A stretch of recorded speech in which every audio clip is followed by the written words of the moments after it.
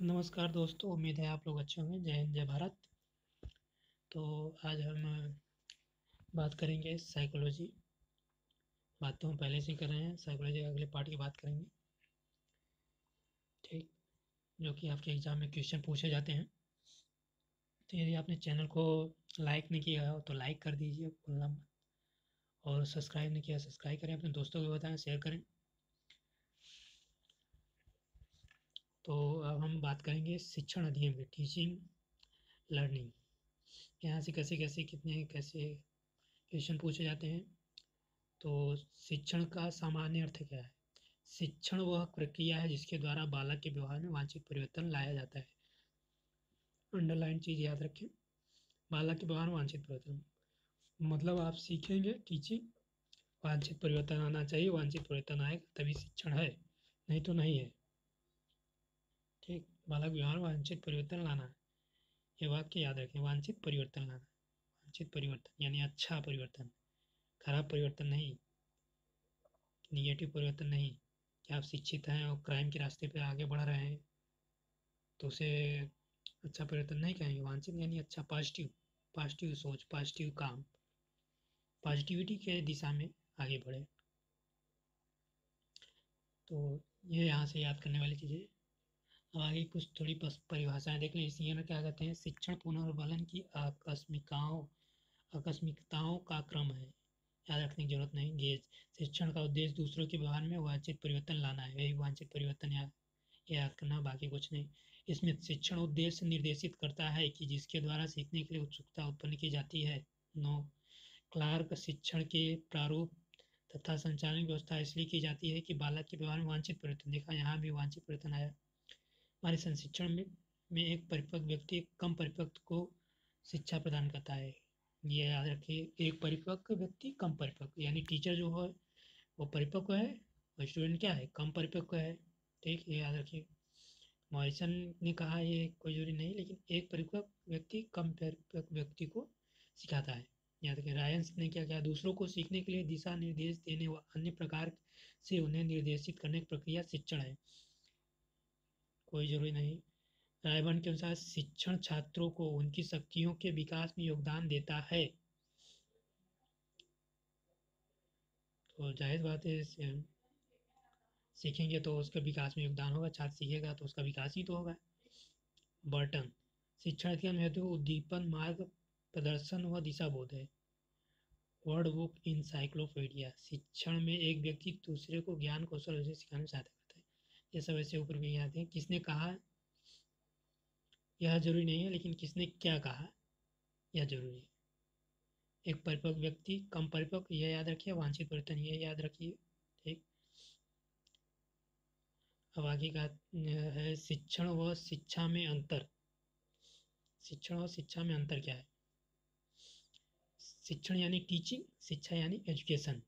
Teaching, शिक्षण, teaching. शिक्षण एक विधि है जिसके द्वारा शिक्षा को प्रभावशाली बनाया जा सकता है। शिक्षण कौन करता है? शिक्षण टीचर करता है, याद रखिए। शिक्षण टीचर टीचर करेगा, एक विधि है। ठीक, और शिक्षा में, शिक्षा बालक के सर्वांगीण विकास का एक साधन है। ये सब जितने भी वाक्य दिए हैं, पांचों वाक्य, ये आपको याद रहने चाहिए। मतलब रटना नहीं है इन्हें को, वहाँ पे एग्जाम में आएगा तो आपको पढ़ना है, उसके बाद सोचना है हाँ क्या बात तो सही कर रहा है, गलत कर रहा है। इसी से आप पकड़ लेंगे, याद करने की, रटने की कोई जरूरत नहीं है। ठीक, शिक्षण दूसरा है शिक्षण। शिक्षा के अंतर्गत एक संकुचित प्रकरण है। ये शिक्षा के अंतर्गत संकुचित प्रकरण है। शिक्षा का स्वरूप व्यापक है। शिक्षा तो हमेशा चलती रहती है, जीवन पर्यंत चलती है, कितना व्यापक है। मन व्यक्ति के उत्पत्ति से पहले, उत्पत्ति के बाद ही शिक्षा ना जाने किस रूप में रहती है। ठीक, और शिक्षण, शिक्षण तो है कि आप एक टीचर गया, आप पढ़ा दिए, हो गया, काम खत्म। मान लीजिए कहीं आपने बीएड में एडमिशन लिया था तो 2 साल पढ़ा, वही शिक्षण हुआ। उसके बाद फिर आप क्या कहीं और एडमिशन लिया तो पढ़ा, वही शिक्षण हुआ। या इंटर, हाई स्कूल, ग्रेजुएशन जहाँ तक पढ़ा वहीं कितनी शिक्षा है। एक दिन में कितना शिक्षित हुए, एक महीने में, एक हफ्ते में कितना कितना संकुचित है। ये शिक्षा का प्ररूप व्यापक है। शिक्षा तो जीवन पर्यंत चलती रहती है, हमेशा कुछ ना कुछ सीखते ही रहते हैं। तीसरा है शिक्षण का सामान्यतः क्षेत्र स्कूल तक सीमित रहता है। शिक्षण है स्कूल, शिक्षण का स्कूल में ही होता है, स्कूल में सीखने जाते हैं, वही तो सीख रहा है। तीसरा, यह जीवन पर्यंत चलने वाली प्रक्रिया है शिक्षा में। शिक्षा जीवन पर्यंत चलने वाली प्रक्रिया है, अभी तो बताया हमने। चौथा, शिक्षण के उद्देश्य शिक्षा के लक्ष्यों के अनुसार होते हैं। शिक्षण के उद्देश्य शिक्षा के लक्ष्यों के अनुसार होते हैं, मतलब शिक्षा का लक्ष्य क्या है। जैसे आपने बीएड में एडमिशन लिया तो क्या है, बीएड पास करना, एग्जाम देना, सीखना, टीचिंग करना, केवल यही उद्देश्य है। बीएड में आपने एडमिशन लिया था तो आपको सिखा दिया गया कि हाँ ऐसे ऐसे ऐसे करना है, उसके बाद आप सीख जाएंगे। बस यही उद्देश्य है, उसी के हिसाब से ये चलेगा, टीचिंग चलेगी। और शिक्षा में क्या है, शिक्षा के लक्ष्य राष्ट्र के सामाजिक, राजनीतिक तथा दार्शनिक पक्षों पर आधारित होते हैं। शिक्षा जो दी जाती है वह राष्ट्र के लिए जाती है, समाज के लिए जाती है।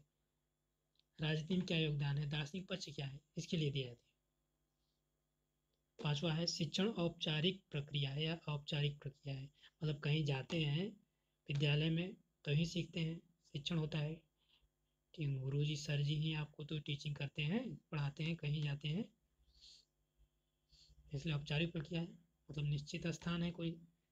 पांचवा, शिक्षा में शिक्षा औपचारिक तथा अनौपचारिक दोनों है। शिक्षा औपचारिक तथा अनौपचारिक दोनों है। शिक्षा मतलब आप विद्यालय जाएंगे तो औपचारिक तो सीख रहे हैं, लेकिन इसके अलावा भी तो सीख रहे हैं। विद्यालय से आप वापस आएंगे, सड़क में, रास्ते में, साइकिल पे, मोटर बाइक में, कार में, ट्रेन में, कहीं ना कुछ सीखते रहेंगे आप। घर में उठते बैठते खाते पीते कहीं ना कुछ तो सीखते रहेंगे, शिक्षा ही है।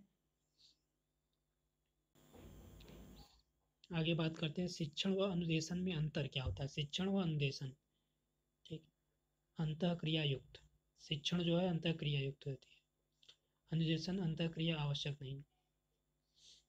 तो शिक्षण होता है अंतःक्रिया युक्त, यानी छात्र रहेगा और शिक्षक रहेगा, दो लोगों के बीच अंतःक्रिया होगी। अनुदेशन या अंतःक्रिया आवश्यक नहीं, मतलब आप अनुदेशन दिए कोई जरूरी नहीं है। अन्वेषण अंतःक्रिया आवश्यक नहीं है, मतलब टीचर ने आपको कुछ बता दिया, उसके बाद चला गया, ये अन्वेषण है। पढ़ा नहीं, आप टीचर के पास गए, कुछ बता दिया, उसने आपको गाइड कर दिया, निर्देश दे दिया कि ऐसे ऐसा ऐसा होता है, ऐसा कर लीजिए, ठीक। तो अन्वेषण एक संकुचित विचारधारा है, यही शिक्षण एक व्यापक विचारधारा है। दूसरा देखिए पॉइंट है, वो समझ में आएगा, शिक्षक होना आवश्यक है, मतलब शिक्षण के लिए शिक्षक होगा तभी तो होगा, शिक्षक ही नहीं रहेगा तो उसको पढ़ा पढ़ाई कैसे, अंतःक्रिया कहाँ से होगी। अंधेशन, शिक्षक होना अनावश्यक नहीं, मशीन द्वारा दिया, यहाँ देखिए फिर दूसरे मशीन द्वारा दिया जा सकता है। मशीन भी तो आज तो मशीन भी आ गया है, मोबाइल भी क्या है, मोबाइल आ गया, कंप्यूटर आ गया, बताया गया ऐसे ऐसे करने। कि कोई आप टेस्ट दे रहे हैं, मॉक टेस्ट दे रहे हैं, और मशीन बताएगा क्या गलत है, गलत सही है, आपको बताएगा, ठीक। तीसरा है, अनुदेशन शिक्षण का ही भाग है। अनुदेशन शिक्षण के भाग है, शिक्षण के अंतर कहीं आता है। अन्वेषण अन्वेषण में शिक्षण नहीं होता, मतलब मैंने अभी बताया ना, अन्वेषण एक छोटी प्रक्रिया है, कभी कभार हो जाता है, संकुचित विचारधारा से, नैरो माइंडेड, नैरो पोर्शन। और शिक्षा है ब्रॉड, विस्तृत है, मतलब अगर आपने 2 साल की बीएड किया है तो उसमें शिक्षण तो 2 साल पूरे हुआ, लेकिन अन्वेषण कितना हुआ, शायद ही 1 दिन हुआ हो, 2 दिन हुआ, 3 दिन हुआ, 5 दिन, 1 हफ्ते,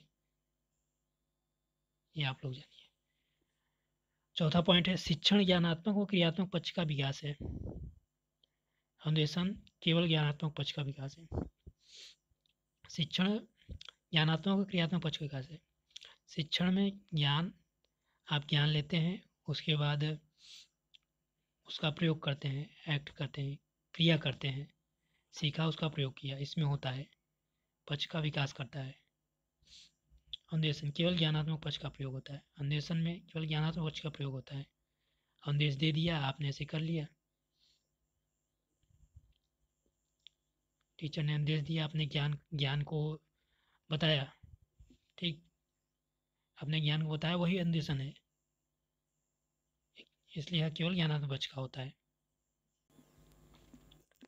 तो अब आते हैं उत्तम शिक्षण की विशेषताएं। तो ये सब जितने भी वाक्य नीचे आएंगे आप लोगों के पास, इन्हें याद रख लेना है, याद रखना मतलब स्मृति में रहे। वहाँ पे चूँकि बहुविकल्पीय प्रश्न रहते हैं, जैसे ही सामने आएँगे आप लोग को याद हो जाएँगे। पहला है नियोजित होना चाहिए, योजना युक्त। हाँ, उत्तम शिक्षण के लिए क्या योजना, टीचर योजना बनाता है, आप योजना बनाएँगे। दूसरा है क्रियाशीलता के अवसर उपलब्ध कराएँ, शिक्षक व छात्र दोनों प्रश्न उत्तर करें। क्लासरूम क्रियाशील कब हुआ, जब शिक्षक भी बात करेगा, छात्र भी बात करेगा, दोनों क्रियाशील रहेंगे, छात्र को बोलने का अवसर प्राप्त किया जाएगा। तीसरा है लोकतंत्र हो, बालक की रुचि आधारित, लोकतांत्रिक माहौल हो, सभी बोल सकें, बालक की रुचि क्या है, क्या पढ़ना चाहता है, क्या नहीं पढ़ना चाहता, उसके अनुसार क्लास ले। चौथा निदानात्मक उपचारात्मक होना चाहिए, निदानात्मक परीक्षण हो, उपचारात्मक परीक्षण होना चाहिए। निदानात्मक मतलब छात्र की कमजोरियों को पता लगाना, निदान मतलब पता लगाना, उपचारात्मक उसे पता लगाने का उसका उपचार करना। पांचवा है पूर्व ज्ञान पर आधारित प्रस्तावना प्रश्न, प्रस्तावना प्रश्न जो बने वो पूर्व ज्ञान पर आधारित हो, मतलब पहले अगर क्लास में जाएं तो छात्रों का पूर्व ज्ञान चेक करें, ऐसे ही नहीं पढ़ा दें। छठवा है अप्रेरणा से युक्त होना चाहिए, उसमें अप्रेरणा होनी चाहिए। सातवां बालक की रुचि योग्यता पर आधारित हो। सातवां वांछनीय सूचना प्रदान करता हो, कोई फालतू चीज़ ना पढ़ा दीजिए, वांछनीय जो पढ़ाना है अच्छी बातें वो पढ़ा दीजिए, फालतू निरर्थक बातें बता दीजिए, छात्र किस काम का। नौवा है संवाद मूलक व अंतःक्रिया योग, संवाद मूलक, संवाद हो, बातचीत हो, अंतःक्रिया योग तो वही अंतःक्रिया, आपस में बातचीत हो, प्रश्न उत्तर हो। 10 छात्र शिक्षक संबंध मधुर हो, ये नहीं कि छात्र से लड़ाई कर लें, कोई वैमनस्य हो, छात्र शिक्षक संबंध मधुर होने चाहिए। 11 निर्देशात्मक न कि आदेशात्मक, निर्देश दें, आदेश ना दें कि ऐसा करो ही करो, निर्देश दें कि ऐसा ऐसा होना चाहिए, तानाशाही नहीं। पर प्रगतिशील हो, मतलब आगे की ओर जाए, प्रोग्रेस हो, ऐसा नहीं कि उसको प्रोग्रेस हो ही ना। 13 संवेगात्मक स्थिरता प्रदान करता हो, उसके संवेग में स्थिरता है कि नहीं, अत्यधिक क्रोध हो गए तो क्रोध कंट्रोल में नहीं हो रहा है, या प्रसन्न हो गए तो बहुत जोर से हंस रहे हैं, ऐसा भी नहीं हो। 14 वर्तमान और भावी तैयारी प्रदान करें, वर्तमान में क्या हो सकता है, भविष्य में क्या होगा, उसके लिए तैयार हूँ। 15 सहयोग पर आधारित वातावरण के अनुकूलन में सहायता प्रदान करें, एक दूसरे का सहयोग करें, अनुकूलन प्रदान हो।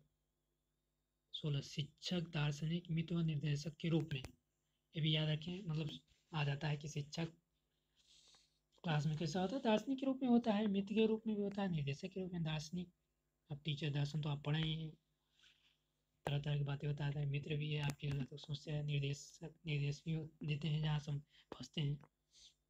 शिक्षण की विशेषताएं, शिक्षण की विशेषताएं क्या हैं। शिक्षण औपचारिकता मूलतः व अनौपचारिक भी होता है, जैसे पहले ही बताया अभी, औपचारिक या अनौपचारिक दोनों भी होता है।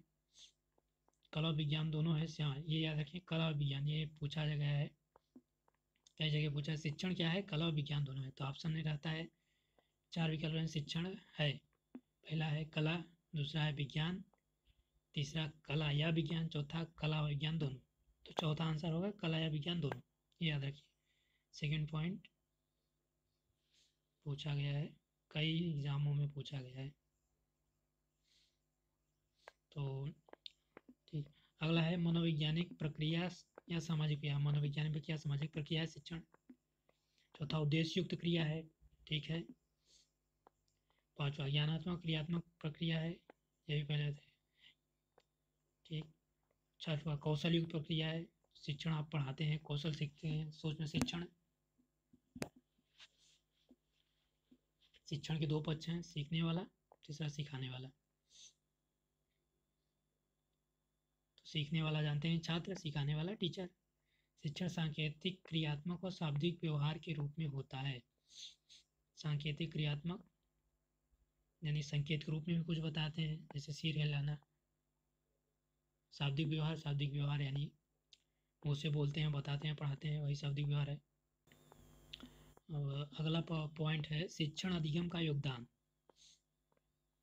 योगदान क्या है? शिक्षण को द्विमुखी अंतःक्रिया का रूप देना। दूसरा, बालक के गुण का अधिगम में प्रयोग करना। तीसरा, शिक्षण व सीखने की दशा में परिवर्तन। चौथा, नवीन शैक्षिक आविष्कार विधियों पर बल।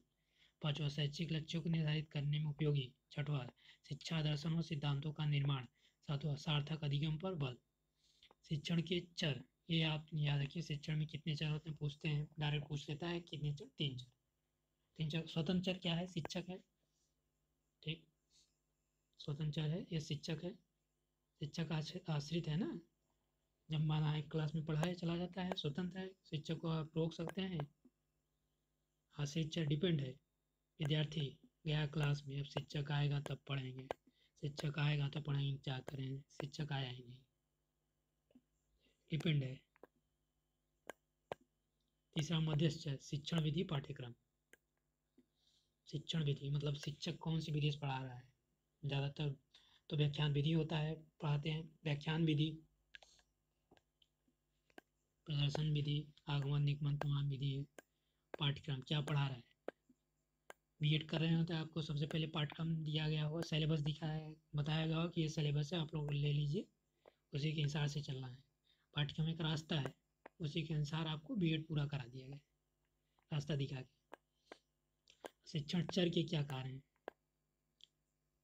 निदानात्मक, छात्रों को क्या क्या आता है,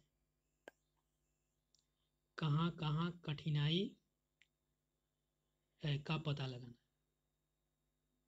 ये बताया निदान को मैंने, निदान करना, पता लगाना, छात्रों को क्या क्या आता है। पहले आप पता किया, एग्जाम दे दिए, मान लीजिए, पता करें छात्र को क्या क्या आता है, कहाँ कठिनाई हो रही है, पता लगा लिया, बस पता लगाया, बस अभी केवल पता लगा लिया, एग्जाम लिया, टेस्ट लिया, बस पता लगा लिया अभी, बस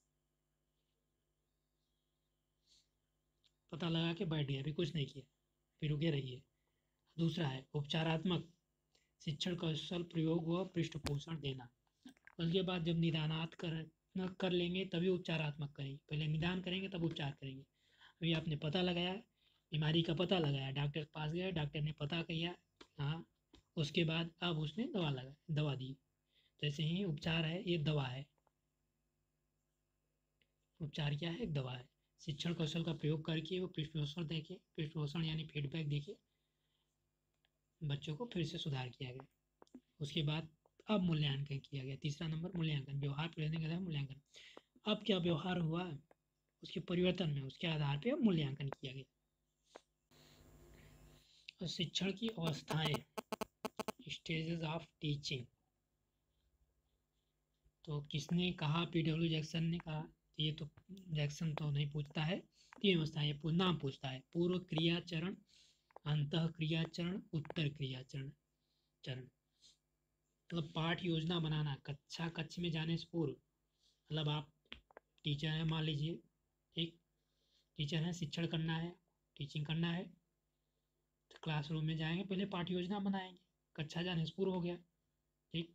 अंतः क्रिया चरण, कक्ष क्रिया कहेंगे इसे, मतलब आप ये पाठ योजना बनाया, उसके बाद क्लास में घुस गए आप, कक्ष में प्रवेश करने के बाद घुस गए तो पूरा लेक्चर दिया, पढ़ा उड़ा दिया, सब कुछ पढ़ा उड़ा खत्म कर दिया, ये अंतः क्रिया हो गई। तीसरा है उत्तर क्रिया यानी मूल्यांकन, पढ़ा उड़ा के सब खत्म कर दिया, उसके बाद लास्ट में एग्जाम ले लिया, मूल्यांकन हो गया, ठीक। तो तीन अवस्थाएं हैं, ये 3 अवस्थाएं याद रखिए आप लोग। ये है 3 अवस्थाएं की, ये और भी क्या कहते हैं, पूर्व अवस्था है, अंतःक्रिया, उत्तर क्रिया, ये सब तो आपको नहीं याद रखना है, मन हो तो पॉज करके देख लीजिएगा। शिक्षण अधिगम संबंध क्या होता है? बर्नार्ड के अनुसार शिक्षण अधिगम संबंध छात्र अधिगम शिक्षक से है। बर्नार्ड के अनुसार, यहाँ पे आप देखिए, ये बीच में अधिगम है, ठीक, शिक्षक जुड़ा है, इसी से छात्र भी जुड़ा है अधिगम से। अधिगम जो है छात्र से भी जुड़ा है, शिक्षक से भी जुड़ा है। अधिगम माने लर्निंग, शिक्षक वहाँ सिखाता है तो छात्र सीखता है। तो इसमें से आपको यहाँ पे किसके अनुसार तो नहीं, इसे संबंध याद रखना है बस।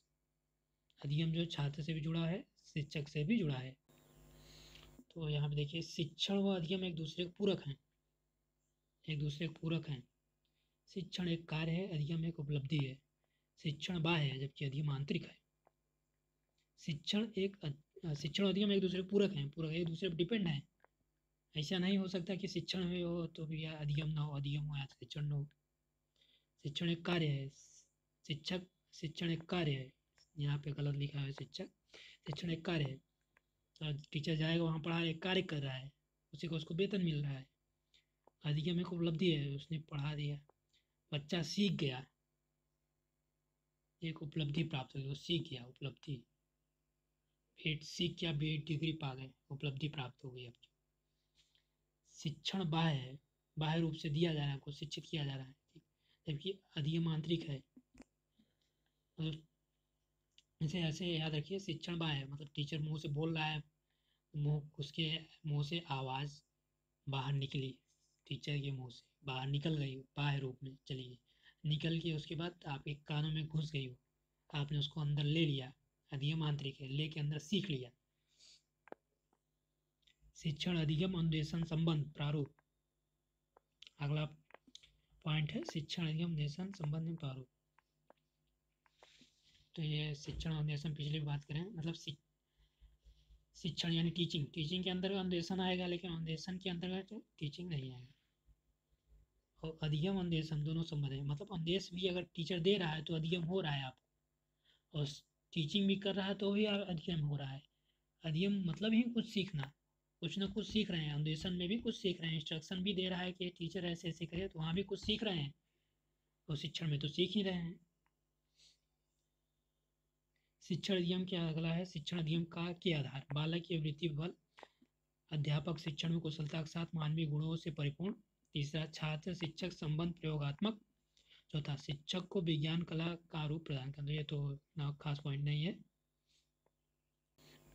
तो शिक्षण अधिगम के सोपान, मतलब इस 4 सोपान है, डायरेक्ट केवल सोपान है, 4 तो केवल याद रखिए, बाकी तो पूछा गया नहीं है। तो ठीक है, तो अगर पढ़ना हो तो पॉज करके आप पढ़ सकते हैं। तो आगे बात करें शिक्षण सिद्धांत, कुछ विशिष्ट शिक्षण सिद्धांत की बात करते हैं। परंपरागत शिक्षण सिद्धांत, परंपरागत यानी जो बहुत पहले से चली आ रही है, पहले से चली आ रही है, एक के बाद एक चली आ रही वही चली। ब्यूटिक शिक्षण सिद्धांत, सुकरात प्रश्नोत्तर पर बल, तो सुकरात का पूछा जाता है, सुकरात किस पे बल देते हैं, सुकरात प्रश्नोत्तर पर बल देते हैं। ठीक, तो यहाँ से क्यों लिखी है याद रखना है, लाल और रेड वाला, बाकी नहीं। संप्रेषण सिद्धांत, ये भी नहीं पूछा गया है। परिवर्तन सिद्धांत, थर्नडाइक, ये भी नहीं आता है। पारस्परिक पेक्षा सिद्धांत, सचमन पूछताछ बल, ये भी नहीं आता है। अनुदेशन सिद्धांत, गाने, ये भी नहीं। शिक्षक व्यवहार सिद्धांत, शिक्षक एक सामाजिक प्राणी है, तो ये याद रखना है, बाकी किसने कहा और क्यों कहा ये नहीं याद रखना है। अगला शिक्षण वैज्ञानिक सिद्धांत, रॉबर्ट ग्लेजर, व्याख्या की 4 भाग है, अनुदेशन, उद्देश्य, प्रारंभिक विवाद, अनुदेशन, संवाद, मूल्यांकन। शिक्षण का ज्ञानात्मक सिद्धांत, ब्रूनर, टाबा, आसुडेल, पीटर, तो ये सब भी याद नहीं रखना है। तो आगे बात करें हैं सामान्य शिक्षण सिद्धांत। पहला है निश्चित उद्देश्य का सिद्धांत, डेफिनिट ऑब्जेक्टिव।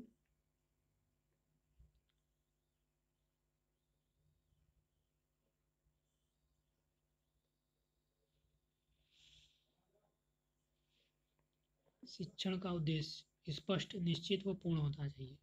बिना उद्देश्य शिक्षण सफल नहीं है। शिक्षण का उद्देश्य क्या है, एक निश्चित उद्देश्य होना चाहिए। ठीक, दूसरा है बाल केंद्रित, तो यहाँ से ये दूसरा वाला ज़्यादा इंपॉर्टेंट, ये कई बार पूछा है। बाल केंद्रित सिद्धांत, शिक्षण बालक की आवश्यकता, रुचि, अभिवृत्ति, क्षमता व मानसिक स्तर के अनुसार होना चाहिए।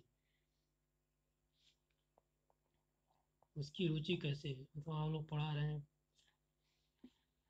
क्लास 2 वालों को पढ़ा रहे हैं, अब उसको क्लास 6 का पढ़ा दीजिए तो क्या क्या रहेगा, उसको क्या समझ में आएगा, कुछ समझ में नहीं आएगा।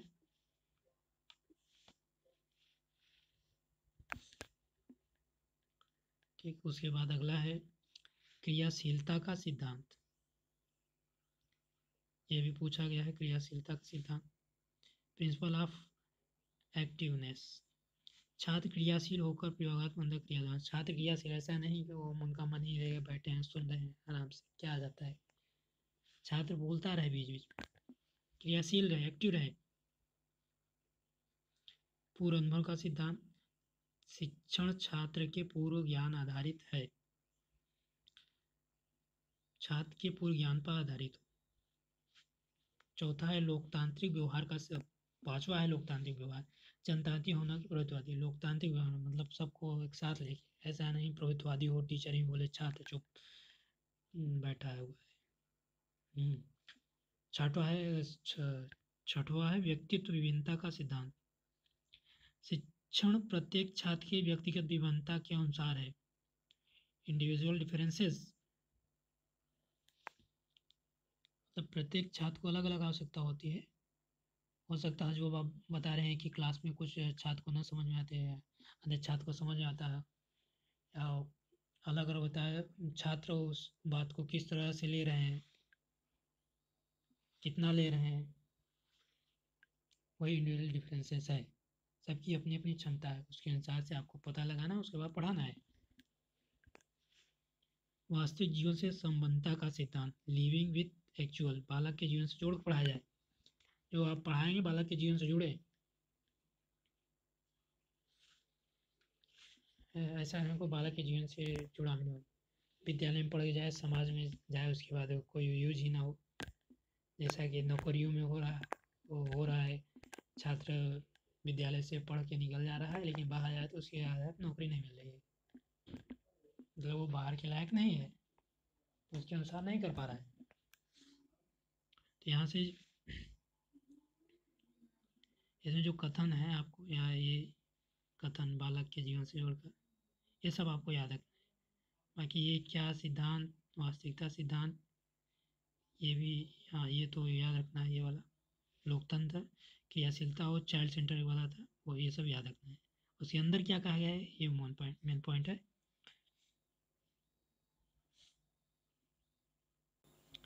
अगला है समवाय का सिद्धांत। Principle of correlation. विषयों को अंतः विषय से जोड़ते हुए पढ़ाना, अन्य विषयों से जोड़ते हैं, मतलब एक विषय कई विषय से जुड़े रहते हैं, तो उनसे भी वो पढ़ाते समय बताना है। जैसे भूगोल पढ़ा रहे हैं तो वहाँ क्या साइंस की चीज़ें, तो बताना है कि ये साइंस की चीज़ है, साइंस में भी है, सॉरी, साइंस पढ़ा रहे हैं अगर भूगोल की चीज़ें तो बताना है। केमिस्ट्री पढ़ा रहे हैं, बायो की चीज़ें बताना है। भूगोल पढ़ाएं तो इतिहास से संबंध है, कहाँ क्या संबंध है तो बताना है। कि आप इतिहास में केवल इतिहास की बात करें, बाकी भूगोल की बात ही नहीं कर रहे हैं। नौवा है नियोजन का सिद्धांत। Principle of planning. शिक्षण योजना आधारित हो, क्या और कैसे पढ़ाना है, नियोजन में प्लान करना है। 10वां है चयन का सिद्धांत। Principle of selection. उपयुक्त उद्देश्यों के अनुरूप विषय वस्तु का चयन हो। सही विषय का चयन क्या है, सिलेक्शन भी करना है, सही चयन करना है। क्रियाओं का सिद्धांत। Principle of activity.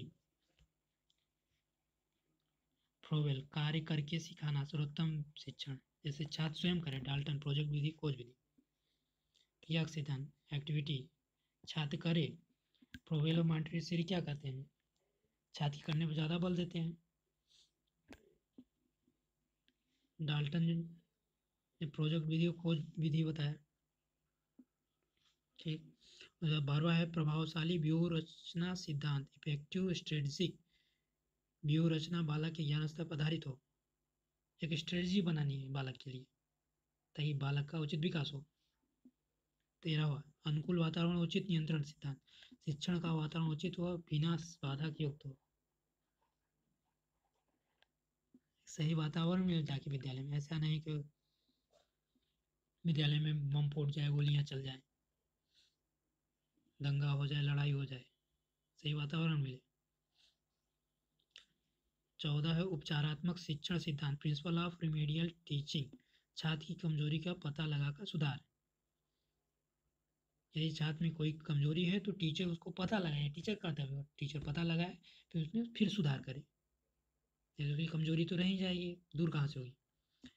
15 है विभक्तिकरण का सिद्धांत, प्रिंसिपल ऑफ डिवीजन, विषय वस्तु को छोटे छोटे भावकों में व्यक्त करके बढ़ाना, छोटा छोटा छोटा छोटा टॉपिक पहले बांटना है उसको। जैसे मैं ही पढ़ा रहा हूँ, छोटा छोटा टॉपिक पढ़ा रहा हूँ, बीएड में भी पढ़ाया गया होगा तो छोटे छोटे टॉपिक पहले बांटा हो गया है, तब पढ़ाया गया होगा। पूरा एक साथ परोस देंगे तो समझ ही नहीं आएगा। 16 है सहयोग व अभ्यास का सिद्धांत, शिक्षक व छात्र के सहयोग के आधार पर वह पुनरावृत्ति आधारित है। सहयोग अभ्यास, शिक्षक भी सहयोग करे, छात्र भी सहयोग करे, शिक्षक भी अपने टीचिंग का अभ्यास करे, छात्र भी अभ्यास करे। तो उम्मीद है दोस्तों आज के पार्ट में इतना ही रहेगा, आप लोगों को अच्छा लगा होगा। और लाइक शेयर सब्सक्राइब करना भूलें। अगर आपको एक अंगूठा ही तो उठाना है, लाइक करने के लिए एक उंगली उठाना है, आपकी एक उंगली से उठाने से आपके सर को प्रसन्नता मिलेगी, तो इसलिए आप एक उंगली उठा के इसको लाइक करें और अपने दोस्तों को भी बताएं, शेयर करें, सब्सक्राइब करें। तो आज के लिए इतना ही। जय हिंद, जय भारत।